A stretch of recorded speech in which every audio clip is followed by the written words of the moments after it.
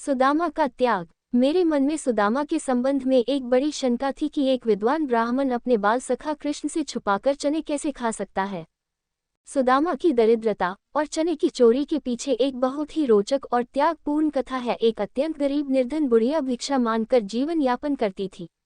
एक समय ऐसा आया कि 5 दिन तक उसे भिक्षा नहीं मिली। वह प्रतिदिन पानी पीकर भगवान का नाम लेकर सो जाती थी। 6वें दिन उसे भिक्षा में 2 मुट्ठी चने मिले। कुटिया पे पहुंचते पहुंचते उसे रात हो गई। बुढ़िया ने सोचा अब ये चने रात में नहीं, प्रातःकाल वासुदेव को भोग लगाकर खाऊंगी। ये सोचकर उसने चनों को कपड़े में बांधकर रख दिए और वासुदेव का नाम जपते जपते सो गई। बुढ़िया के सोने के बाद कुछ चोर चोरी करने के लिए उसकी कुटिया में आ गए। चोरों ने चनों की पोटली देखकर समझा इसमें सोने के सिक्के हैं, अतः उसे उठा लिया। चोरों की आहट सुनकर बुढ़िया जाग गई और शोर मचाने लगी। शोर शराबा सुनकर गांव के सारे लोग चोरों को पकड़ने के लिए दौड़े। चने की पोटली लेकर भागे चोर पके जाने के डर से संदीपन मुनि के आश्रम में छिप गए। इसी संदीपन मुनि के आश्रम में भगवान श्री कृष्ण और सुदामा शिक्षा ग्रहण कर रहे थे।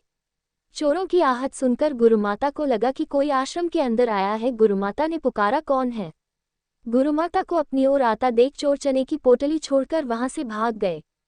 इधर भूख से व्याकुल बुढ़िया ने जब जाना कि उसकी चने की पोटली चोर उठा ले गए हैं तो उसने श्राप दे दिया, मुझ दीनहीन असहाय के चने जो भी खाएगा वह दरिद्र हो जाएगा।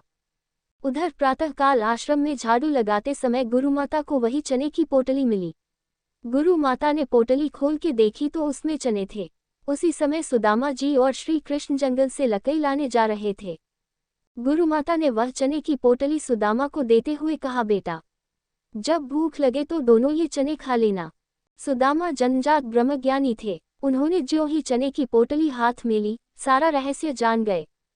सुदामा ने सोचा गुरुमाता ने कहा है ये चने दोनों लोग बराबर बांट के खाना, लेकिन ये चने अगर मैंने त्रिभुवनपति श्री कृष्ण को खिला दिए तो मेरे प्रभु के साथ साथ तीनों लोग दरिद्र हो जाएंगे। नहीं नहीं, मैं ऐसा नहीं होने दूंगा। मेरे जीवित रहते मेरे प्रभु दरिद्र हो जाएं, मैं ऐसा कदापि नहीं करूंगा। मैं ये चने स्वयं खा लूंगा लेकिन कृष्ण को नहीं खाने दूंगा। और सुदामा ने कृष्ण से छुपाकर सारे चने खुद खा लिए। अभिशापित चने खाकर सुदामा ने स्वयं दरिद्रता ओढ़ ली लेकिन अपने मित्र श्री कृष्ण को बचा लिया। अद्वितीय त्याग का उदाहरण प्रस्तुत करने वाले सुदामा चोरी छुपे चने खाने का अपयश भी झेले तो ये बहुत अन्याय है, परंतु मित्र धर्म निभाने का इससे बड़ा अप्रतिम उदाहरण नहीं मिल सकता। वास्तव में यही सच्चे मित्र की पहचान है। यही सीख हमें इस प्रसंग से लेनी चाहिए।